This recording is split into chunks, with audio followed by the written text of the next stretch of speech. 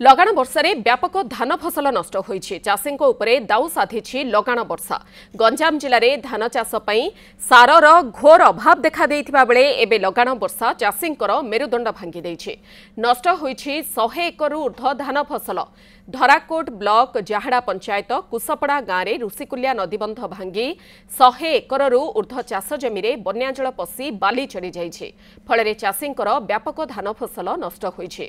चाषी माने बाली माड़ी जाइथिबा चाष जमीरु बाली बाहर करबाकू लागिछंती।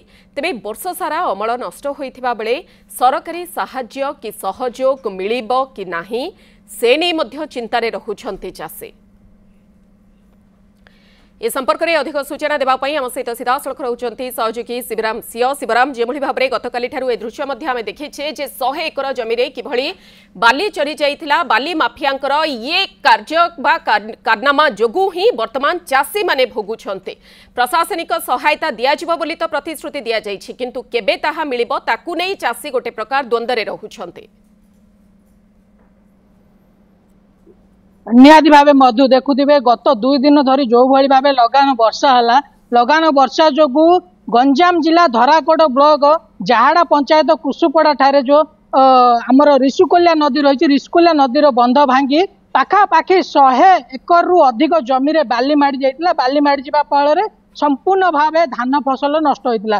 पूर्वर आमे देखिथिले चाषी माने सार अभाव जो हैरान हरकत होउतिले। जेतेबेले लगान वर्षा जो एबे 100 एकर चाष जमी रे बाली माड़ी जाइछि। चाषी माने हैरान हरकत होउचंती एवं क्षति पूरण मिलिबो कि नाही मध्य संदेह रहिछि। जदि कथा कहबा काली ठारू चाषी माने निज धान को खेत को सजाड़िबार लागिचंती। चाष जमी रु बाली बाहर करबार लागिचंती। आ जदि कहबा लगान वर्षा जो चाष जमी रे धान रे गजा मध्य होई गलानी। आम सहित चाषी अछंती, आमे सीधा सड़क भाव कथा हबा।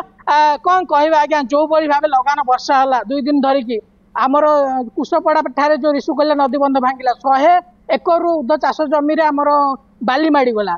एबे चाषी माने आसिचंती जमी रे बाली बाहर करचंती एवं चाष धान को सहायता करबा पई चेष्टा करचंती। तो केते क्षतिग्रस्त होइचंती आ केमती असुविधा क्षतिपूरण के देई परियो। देखंतु पंक किंदी माडीची ए जो हिडो भागिया फल सब ऑफिसर जानचंती, किंतु जो बाली नेला फल कंप्लेन कले कि शुणवार नहीं बुझे।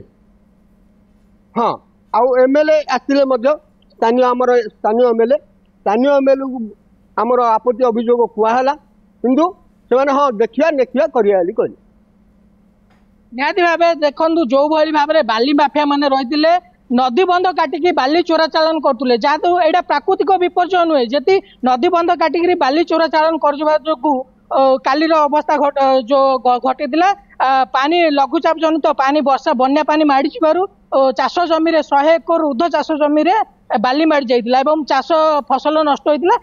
तेबे काली प्रशासन भी आसीतिले एवं तहसीलदार भी आसीतिले एवं सब कलेक्टर मध्ये आसीतिले।